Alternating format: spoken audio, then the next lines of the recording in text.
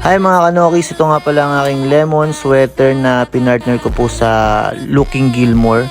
Yan po, napakaliit. Sana maganda resulta ang aking lemon. Ito naman po ay ang aking Cardinal Kelso Looking na ipinartner ko po sa aking Boston Roundhead Dark Side at tsaka isang babaeng hats. So yan po yung aking Boston Roundhead.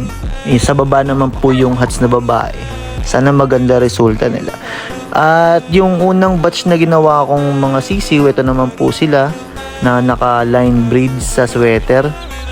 So magkapatid po yung nanay, sana walang mongoloid na lumabas. Kasi sa kasabi nga nila kapag hindi, kung pareho yung jeans is medyo hindi intact yung kinalalabasan. So ito yung mga nauna.